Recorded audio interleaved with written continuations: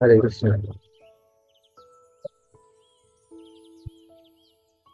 तो आज हम लोग मंत्र 15 पढ़ने वाले हैं।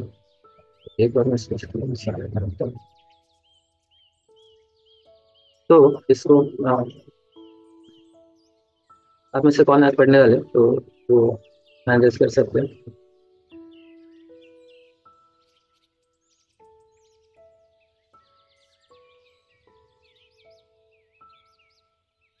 मेरी आवाज आ रही है?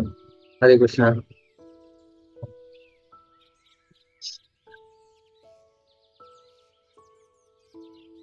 हाँ, ये सुनो तो चलो। हरे कृष्ण प्रभु संगत नाम। हरे कृष्णा को बताऊं तो चलो। प्रभु ये श्लोक आप पढ़ देंगे? हिरण्यमयेन पात्रेण सत्य सत्ययश अपिहितम् अपिहितं मुखं तत्त्वं पुषन् अपावृणु सत्यधर्माय दृष्टये। ये सुनते चलो। Thank you.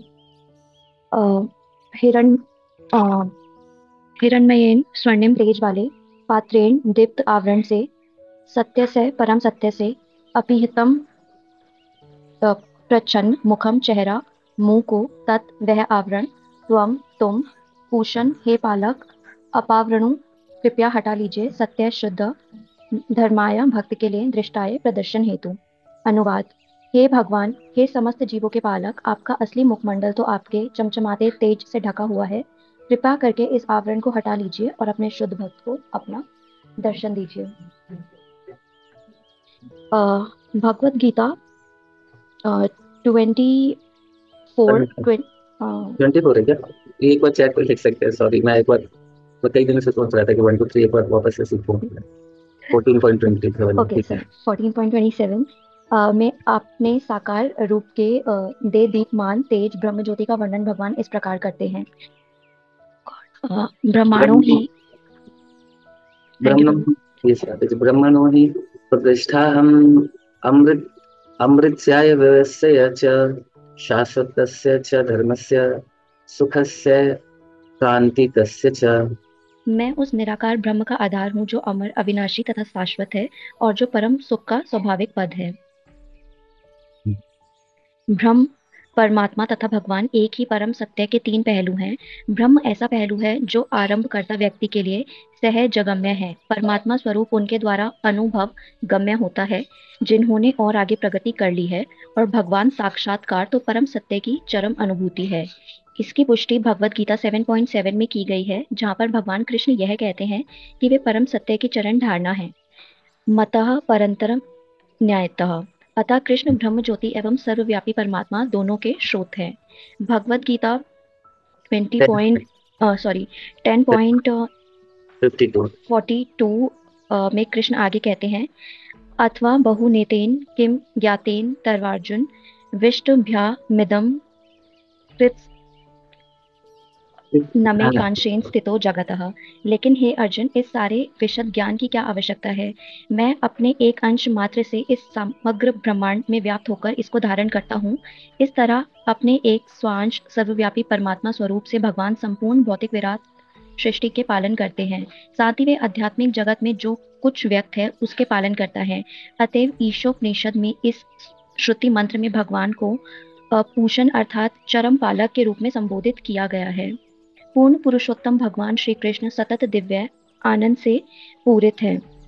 आज से 5000 वर्ष पूर्व जब वे भारत में वृंदावन में विद्यमान थे तो वे सदैव दिव्य आनंद से निमग्न रहे। यहाँ तक कि अपनी बाल लीलाओं के प्रारंभ से ही वे वैसे थे। अघ, बक, पूतना तथा प्रलम जैसे अनेक असुरों का वध उनके लिए आनंददायक क्रीड़ा थी। वृंदावन के ग्राम में उन्होंने अपनी माता, भ्राता तथा मित्रों के साथ आनंदपूर्ण लीलाएं की और जब वे चपल माखन चोर की भूमिका निभा रहे थे तो उनके सारे संगी उनकी इस चोरी का दिव्य आनंद उठा रहे थे। माखन चोर के रूप में भगवान का यश उपालभ के योग्य नहीं है, क्योंकि माखन चुराकर भगवान अपने शुद्ध भक्तों को आनंद प्रदान कर रहे थे।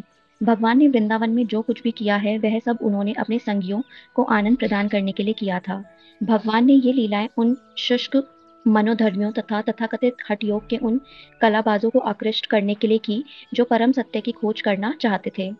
भगवान तथा ग्वाल बालों के मध्य बालपन के खेल के विषय में सुखदेव गोस्वामी ने श्रीमद् भागवतम 10.12.11 में कहा है। इत्थम इत्थम सताम ब्रह्म सुखानुभूत्या दास्यं गता नाम परदैवतेन माया आश्रिता नाम नरदा नरदारकेन साकं विजुः कृत कृत पुण्यया पुंजा।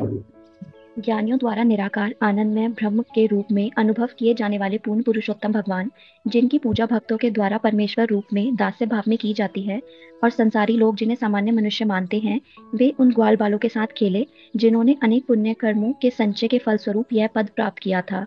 इस प्रकार भगवान अपने आध्यात्मिक संगियों के साथ दिव्य शांत दास्य साख्य वात्सल्य तथा माधुर्य संबंधों में प्रेम पूर्ण कार्यकलापों में सदैव रत रहते हैं। क्योंकि यह कहा जाता है कि भगवान कृष्ण कभी वृंदावन धाम छोड़ते नहीं हैं, तो यह प्रश्न किया जा सकता है कि वे सृष्टि के संचालन का कार्य किस तरह संभालते हैं। इसका उत्तर भगवद गीता 13.14-18 में इस प्रकार दिया हुआ है। भगवान अपने पूर्ण अंश परमात्मा रूप द्वारा सारी भौतिक सृष्टि में व्याप्त रहते हैं। यद्यपि भगवान को व्यक्तिगत रूप से सृष्टि पालन तथा संहार के किसी प्रकार का सरोकार नहीं रहता, लेकिन वे इन सारे कार्यों को अपने पूर्ण विस्तार परमात्मा द्वारा कराते हैं। प्रत्येक जीव आत्मा कहलाता है और प्रमुख आत्मा जो इन सबको वश में रखते हैं वे परमात्मा कहलाते हैं। ईश्वर साक्षात्कार की यह पद्धति एक महान विज्ञान है। भौतिकवादी सांख्य योगी इस भौतिक सृष्टि के 24 तत्वों का विश्लेषण तथा चिंतन ही कर सकते हैं, क्योंकि उन्हें पुरुष अर्थात भगवान के विषय में कोई जानकारी नहीं रहती, और निर्विशेष अध्यात्मवादी ब्रह्म ज्योति की चकाचौंध मात्र से ही मोहित हो जाते हैं। यदि कोई सचमुच परम सत्य की को पूरी तरह जानना चाहता है, तो उसे 24 भौतिक तत्वों एवं ब्रह्म ज्योति को भेद कर उनके परे जाना होगा। श्री ईशोपनिषद हिरण्य पात्र या भगवान के दीप्तिमान आवरणों को हटाने के लिए प्रार्थना करते हुए इसी ओर संकेत करती है। जब तक यह आवरण हटा नहीं दिया जाता, जिससे कि मनुष्य भगवान के असली कमल मुख का दर्शन कर सके, तब तक परम सत्य का वास्तविक साक्षात्कार नहीं किया जा सकता। परमात्मा स्वरूप पूर्ण पुरुषोत्तम भगवान के 3 स्वांश विस्तारों या विष्णु तत्वों में से एक है, जिन्हें सामूहिक तौर पर पुरुष अवतार कहा जाता है। इस विष्णु तत्व में से एक, जो कि ब्रह्मांड के भीतर स्थित है, क्षीरोदक्षाई विष्णु के नाम से जाने जाते हैं। वे 3 प्रमुख देवों ब्रह्मा विष्णु तथा शिव में विष्णु हैं और प्रत्येक जीव में सर्वव्यापी परमात्मा है। ब्रह्मांड में दूसरे विष्णु तत्व गर्भोदक्षाई विष्णु समस्त जीवों के भीतर का सामूहिक परमात्मा है। इन दोनों के आगे कारणोदक्षाई विष्णु हैं, जो कारण सागर में शयन करते हैं। वे समस्त ब्रह्मांडों के सृष्टा हैं। योग पद्धति गंभीर जिज्ञासु को विराट सृष्टि के 24 तत्वों को लांघकर विष्णु तत्व से भेंट करने की शिक्षा देती है। ज्ञान योग के अभ्यास से निर्विशेष ब्रह्म ज्योति की अनुभूति करने में सहायता मिलती है, जो भगवान श्री कृष्ण के दिव्य शरीर के देदीप्यमान तेज है। ब्रह्म ज्योति कृष्ण का तेज है। इसकी पुष्टि भगवद गीता 24:27 तथा ब्रह्म संहिता 5.40 दोनों में की गई है। यस्य प्रभा प्रभो जगदण्डकोटि कोटिसवेषु वशेष वसु धातु विभूतिभिन्नं तद्ब्रह्म निष्कलं मन्तं शेषभूतं गोविन्दमादिपुरुषं तमहं भजामि। लाखों करोड़ों ब्रह्मांड में असंख्य ग्रह हैं, और इनमें से प्रत्येक ग्रह अपनी विराट संरचना के कारण एक दूसरे से भिन्न है। ये सारे ग्रह ब्रह्म ज्योति के एक कोने में स्थित हैं। यह ब्रह्म ज्योति उन पूर्ण पुरुषोत्तम भगवान गोविंद की केवल शारीरिक किरणें मात्र हैं, जिनकी मैं पूजा करता हूँ। ब्रह्म संहिता का यह मंत्र परम सत्य के वास्तविक साक्षात्कार के आधार पर कहा गया है, और श्री ईशोपनिषद का यह श्रुति मंत्र इस मंत्र की पुष्टि साक्षात्कार की विधि के रूप में करता है।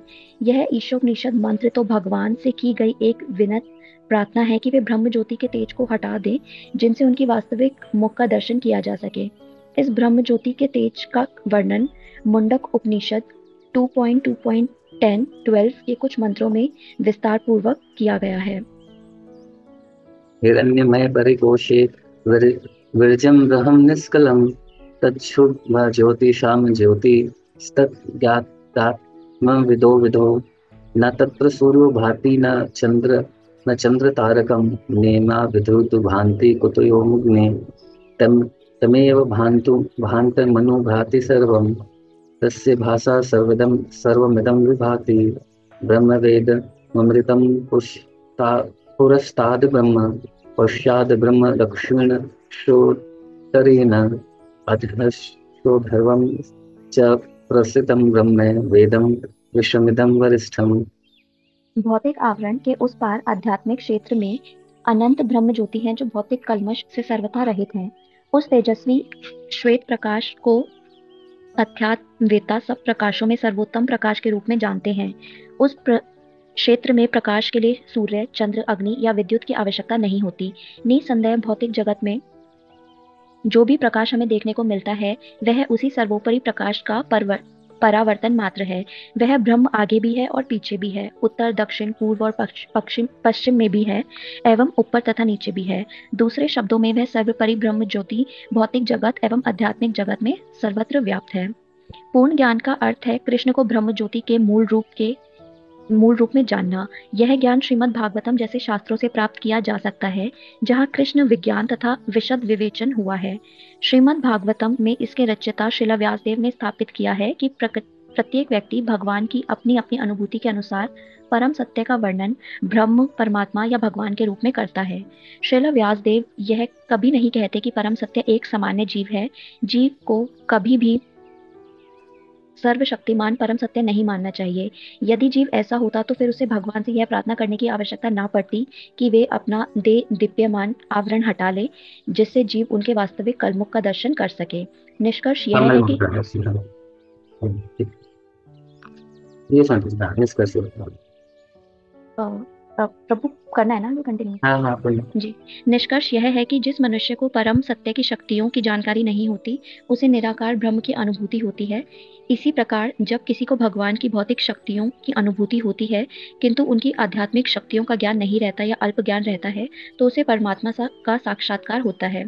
इस प्रकार परम सत्य की ब्रह्म तथा परमात्मा दोनों ही अनुभूतियां आंशिक साक्षात्कार है। किंतु जब कोई हिरण्मय पात्र के हटने के पश्चात पूर्ण पुरुषोत्तम भगवान श्री कृष्ण का पूर्ण शक्ति के साथ साक्षात्कार करता है, तो उसे वासुदेव सर्वमिति अर्थात मूल भगवान श्री कृष्ण जो वासुदेव के रूप में जाने जाते हैं, वे सब कुछ है, ब्रह्म, परमात्मा तथा भगवान। वे भगवान मूल के समान हैं और ब्रह्म तथा परमात्मा उनकी शाखाएं हैं। भगवद गीता 6.46-47 में 3 प्रकार के अध्यात्मवादियों के तुलनात्मक विवेचन किया गया है। यह है निराकार ब्रह्म के उपासक ज्ञानी, परमात्मा स्वरूप के उपासक योगी तथा भगवान श्री कृष्ण के भक्त। वहाँ कहा गया है कि जो ज्ञानी हैं, अर्थात जिन्होंने वैदिक ज्ञान का अनुशीलन किया है, वे सामान्य साकाम कर्मियों से बेहतर हैं, लेकिन योगी इनसे भी बेहतर हैं। इन सब योगियों में से जो पूरी शक्ति से भगवान की निरंतर सेवा करता है, वे सर्वोच्च है। संक्षेप में हम यह कह सकते हैं कि एक दार्शनिक विचारक एक श्रमिक से बेहतर है और एक योगी एक विचारक से बेहतर, और सभी योगियों में से वह योगी है जो भक्ति योग का पालन करता है और निरंतर भगवान की सेवा में लगा रहता है, सर्वश्रेष्ठ है। ईशोपनिषद हमें इसी पूर्णता का पथ दर्शाती है। तो जैसे हमने डिस्कस करा था कि कई हम लोग जब उपनिषद के विषय में डिस्कस करते हैं, मतलब ये हाँ, उपनिषदों में जैसे 108 उपनिषद है, तो कुछ उपनिषद भगवान के ब्रह्म स्वरूप को थोड़ा सा क्लैरिफाई करते हैं कि भगवान पर ब्रह्म के रूप में हर जगह प्रेजेंट है। वहां तक का ही डिफिनेशन है, उसी के विषय में वहां पे वही फोकस करा गया, कुछ ब्रह्म और परमात्मा के विषय में। और ईशोपनिषद और कुछ उपनिषद हैं जो कि क्लैरिटी प्रदान करते हैं रिगार्डिंग भगवान के साकार फीचर पे।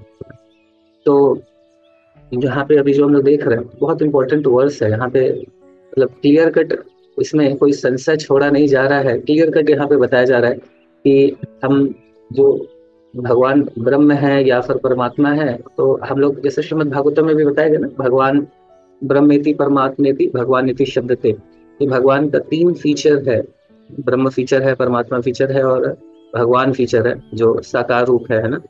तो जो ब्रह्म संहिता में भी हम लोग इस बात को देखते हैं, ईश्वर परम कृष्ण सच्चिदानंद विग्रह है ना। तो विग्रह के विषय में वहां पे बात होती है, विग्रह का मतलब फॉर्म है ना। तो वहां पे भी भगवान के फॉर्म के विषय में, तो ऐसा शास्त्रों में कई जगह बहुत स्पेसिफिकली इस बात को पूरी क्लैरिटी के साथ बताया गया है कि भगवान क्या है, भगवान क्या उनका फॉर्म भी है ना, भगवान ब्रह्म के रूप में भी है। तो क्यों, जैसे कई बार इसमें भी थोड़ा सा कंफ्यूजन होता है कि क्यों ब्रह्म फीचर को थोड़ा लोअर रियलाइजेशन क्यों बोला जाता है, परमात्मा को क्यों है हायर, और भगवान को हाईएस्ट क्यों अंडरस्टैंडिंग ये सबसे हाईएस्ट है, क्योंकि इसके ऊपर भी खैर ऐसे तुमने चर्चा करी है कि ब्रह्म भगवान के सत सत फीचर को बताता है, परमात्मा भगवान के सत और चित फीचर को बताता है। लेकिन जो कंप्लीट भगवान क्या है, तो सत चिद और आनंद है ना। आनंद सच्चिदानंद विग्रह है। तो ये विग्रह फॉर्म जब कब आ रहा है, जब भगवान फॉर्म में ही, तो वो आनंद आनंद से पूर्ण है। ये निराकार में कैसे हो सकता है ना। निराकार में ठीक है, भगवान है, एक अंडरस्टैंडिंग जो ज्ञानी है उनकी एक अंडरस्टैंडिंग हो जाती है कि हाँ भगवान हर जगह है, इलेक्ट्रॉन में है, प्रोटॉन में है, ब्रह्मांड में के हर कोने में एक शक्ति है ना। लेकिन जो आनंद फीचर है भगवान का, आनंद जैसे शिला प्रभुपाद जी यहाँ पे बता रहे हैं, आनंद तो उन्हीं को ही दिया है भगवान ने, जो भगवान के डिवोटीज हैं, अपनी लीलाओं के माध्यम से भगवान आनंद दे रहे हैं, है ना। तो वो ये तो जब तक भगवान को एज ए भगवान फॉर्म के रूप में एक्सेप्ट नहीं कर पाएंगे, तो ये फिर आनंद वाला पोर्शन तो कम्प्लीटली उससे तो वंचित ही रहेंगे, है ना। तो ये जो सच्चिद और आनंद है, ये जब तक भगवान के विग्रह भगवान के फॉर्म को नहीं एक्सेप्ट करते हैं, तब तक तो ये संभव ही नहीं है ना।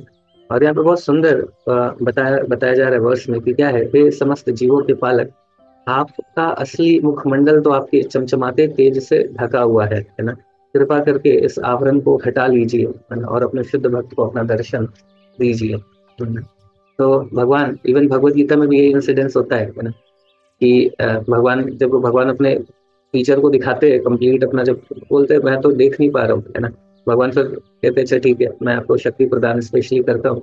तो तब भगवान को कंप्लीटली रूप से देख पा रहे हैं। तो क्या है कि भगवान को वास्तव में अ, एक क्वालिफिकेशन चाहिए, तब हम भगवान के साकार रूप को देख पाएंगे। जो उस क्वालिफिकेशन बेसिकली क्या है ना, कि जो अल्टीमेटली क्या है कि प्रेम, लव, है ना, वो जो प्रेम प्रेम चक्षु जब तक डेवलप नहीं करेंगे, तब तक भगवान के साकार रूप को समझना बहुत मुश्किल है ना। भगवान की लीलाओं को इवन ब्रह्मा जी तक बिल्डर हो जा रहे हैं, है ना। ब्रह्मा जी भी ब्रह्म विमोहन लीला हुआ, इंद्र, तो बड़े बड़े देवी देवताओं भी मतलब बिल्डर हो जा रहे हैं, है ना। भगवान, ऐसा भगवान की लीलाएं हैं। तो एक एक एक जो डिवोशन, एक प्योर डिवोशन के स्थिति में जब तक हम नहीं आएंगे, तब तक भगवान, अब देखिए भगवान जैसे ब्रह्मा जी को भगवान ने लीला दिखाई, ब्रह्मा जी खुद उनको रिक्वेस्ट किया आप नीचे आओ, ब्रह्मा जी भी बिल्डर हो गए, यानी कि ऐसा कैसे कर सकते हैं अपने भक्तों के साथ, समझ रहे हैं ना। तो ब्रह्मा जी भी बिल्डर हो गए, कह रहे ऐसा कैसे कर सकते हैं, अपने भक्तों का जूठा खा ले रहे हैं, है ना। तो भक्तों का जूठा उसके, और वो भी उसके मुंह से निकाल के खा रहे हैं, है ना। तो ये तो हद ही हो गया, ये भगवान कैसे हो सकते हैं, है ना। तो भगवान को का जो ये मतलब जो लीलाएं हैं, वो भगवान मतलब वो समझ नहीं पाएंगे ना। जैसे हम लोग बोलते हैं ना, हर हम अगर कई बार डिवोटी बोल मतलब कई बार कई लोग बोलते हैं ऐसा कि जो बहुत सॉफ्ट हर्टेड होते हैं, वो क्या करते हैं, एक बाउंड्री सेट करके रखते हैं कई बार ना। हर किसी के लिए हमने अपने अलग अलग बाउंड्री सेट करते हैं ना, घर वाले के लिए जो बहुत नियर एंड डियर है उसके लिए एक और बाउंड्री है, जो उसके बाकी लोग के लिए एक और बाउंड्री है ना। सब अलग अलग एक बाउंड्री सेट है। उसी तरीके से भगवान का भी क्या है, भगवान ने भी बाउंड्री सेट करके रखा है।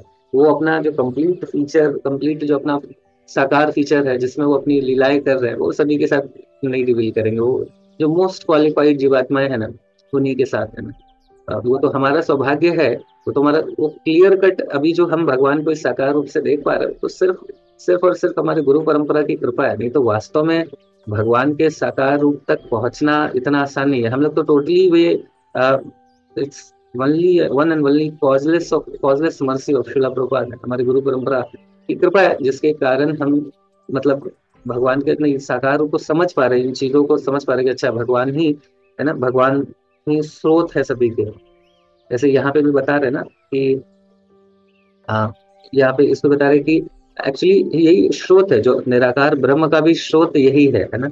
ये भगवत गीता में भी भगवान बोलते हैं ना इस बात का कि मैं उस निराकार, मैं जस्ट शेयर कर रहा हूँ।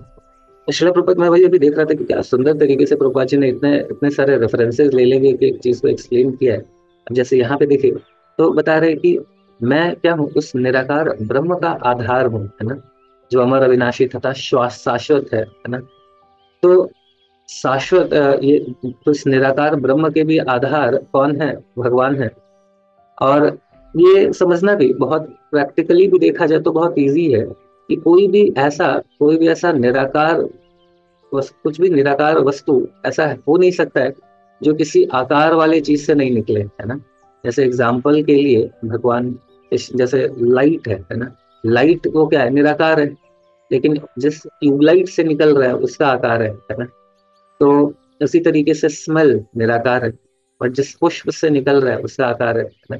तो हम समझ सकते हैं कि ये पूरे जो जैसा भगवान साकार है, और भगवान के शरीर से जो तेज ब्रह्म तेज निकल रहा है वो निराकार है। बहुत बहुत प्रैक्टिकल ये है ना। प्रैक्टिकली भी जिस तरीके से भगवान के जो क्वालिटीज है, हमको पूरे ब्रह्मांड में वो कुछ चीजें देखने को मिलती है ना। भगवान ने उसको थोड़ा बहुत, जैसे भगवान का फॉर्म, कई सारी चीजें भगवान ने बनाई है, तो यहाँ पे भी प्रैक्टिकली जो हमें भी दिखता है वो इसी तरीके से ही दिखता है कि कोई भी साकार चीज है किसी निराकार का स्रोत है ना।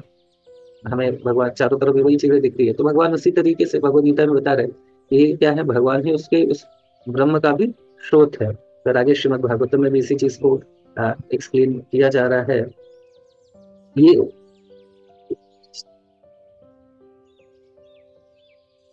हाँ, यहाँ पे श्रीमद् भागवतम में भी इसको एक्सप्लेन किया जा रहा है।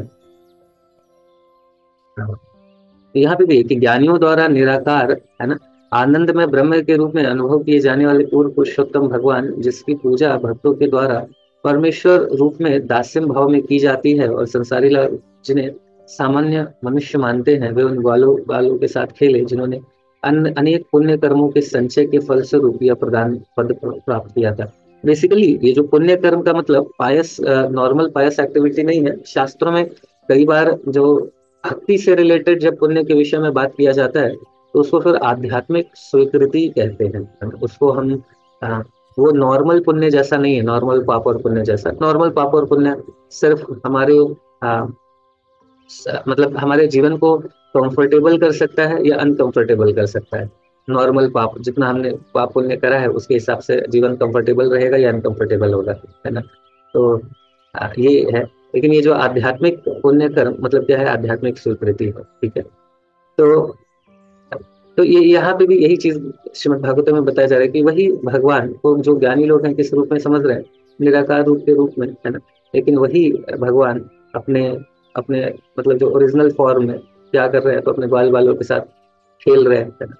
तो कई यहाँ पे और भी कई सारे रेफरेंस है जिससे के रिगार्डिंग भगवान बता रहे हैं, जैसे यहाँ पे भी है, अथवा बहु नैतेन करके ऐसा कि ज्ञातेन तव अर्जुन। इसमें ये है कि लेकिन हे अर्जुन, इस सारे विषय ज्ञान की क्या आवश्यकता है ना। भगवान जब अपना सारा डिटेल डिस्क्रिप्शन दे रहे हैं भगवद गीता में, तो फाइनली भगवान कंक्लूड कैसे कह रहे हैं कि मैं अपने एक अंश मात्र से इस ब्रह्मांड में व्याप्त होकर इसको धारण करता हूँ, है ना। इस तरह अपने एक स्वांश सर्वव्यापी परमात्मा स्वरूप से भगवान संपूर्ण भौतिक विराट सृष्टि का पालन करते हैं, साथ ही वे आध्यात्मिक जगत में जो कुछ व्यक्त है उसका उसके पालन करता है ना। तो भगवान के जो ऐश्वर्य है उसके विषय में यहाँ पे डिस्क्रिप्शन दिया जा रहा है, और बताया जा रहा है कि जस्ट एक अंश मात्र, भगवान खुद ही इसको बता रहे हैं, यानी कि जस्ट एक अंश है उसका, एक जस्ट छोटे से अंश से मैं सारे ब्रह्मांड को धारण करता हूँ। कैसे धारण करते हैं, तो वो भी भगवान, वो भी हमने अभी डिस्क्रिप्शन उसमें पढ़ा श्रीमद् भागवतम में कि किस तरीके से धारण करते हैं। तो भगवान जो नॉर्मली हम लोग विष्णु करके ऐसा बोल देते हैं, तो सिर्फ विष्णु नहीं है, है ना। हाँ, वो कर्णो दक्षाय विष्णु, क्षीरो दक्षाय विष्णु, ऐसा करके भगवान विष्णु के भी अलग अलग एक्सपेंशन है ना। और उन विष्णुओं के रूप में, जैसे एक के रूप में भगवान परमात्मा के रूप में आ, हर किसी के हृदय में है, प्रेजेंट है। एक एक विष्णु के रूप में भगवान क्या कर रहे हैं कि अनंत ब्रह्मांड की सृष्टि कर रहे हैं, है ना। भगवान जैसे यहाँ पे मैं लगाता हूँ और उसको ये करता हूँ, तो जैसे उसमें तो भगवान क्या कर रहे हैं, एक विष्णु के रूप में क्या कर रहे हैं, भगवान पूरे ब्रह्मांड को एक मतलब ब्रह्मांड के भगवान के रोम छिद्रों से, जैसे हम कृष्ण लीला जो टीवी सीरियल आता है तो उसमें भी देखते हैं ना कि एक विष्णु ऐसा लेटे हुए हैं क्षीर सागर में, है ना। और वो कहाँ पे मेडिटेट कर रहे हैं, तो भगवान पे, वो भी खुद भी, इवन ये जितने भी जो विष्णु हैं वो सब भी क्या कर रहे होते हैं, तो वो सब भी भगवान कृष्ण पे ही मेडिटेट कर रहे होते हैं ना। तो यहाँ पे बताया गया कि विष्णु तत्व में से भी जो क्षीरोदक्षा विष्णु है वो क्या कर रहे हैं, वो प्रत्येक जीव में सर्वव्यापी परमात्मा है। और ब्रह्मांड के दूसरे विष्णु तत्व गरुदक्षाय विष्णु समस्त जीवों के भीतर के सामूहिक परमात्मा है ना। फिर उसी में कर्णोदक्षाय विष्णु कौन है, जो कि ये सारे ब्रह्मांड की सृष्टि कर रहे हैं कारण सागर में। तो वैसे ये भगवान के भी अलग अलग एक्सपेंशन है विष्णु के रूप में। उसमें भगवान, जैसे अभी भगवान ने भगवद गीता में बोला कि कैसे एक अंश से मैं ये पूरे सृष्टि ब्रह्मांड को, है ना। तो वो अंश कैसे बता रहे, इसी तरह भगवान अपने एक्सपेंशन के माध्यम से सारे ब्रह्मांड का टेक केयर कर रहे हैं, है ना।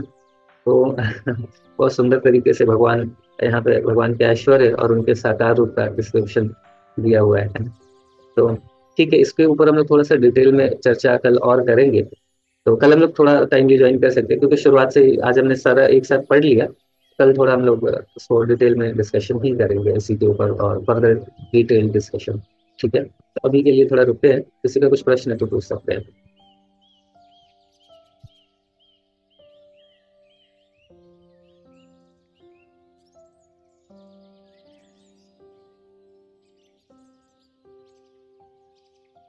सब 8 बज गया। ठीक है, फिर अगर किसी का कुछ प्रश्न नहीं है तो फिर यहाँ पे रुकते हैं हम लोग। कल हम लोग इसके ऊपर थोड़ा डिस्कस और डिटेल डिस्कशन करेंगे। हाँ ज्योति माता जी बताइए। हैंड रेज कर सकते हैं।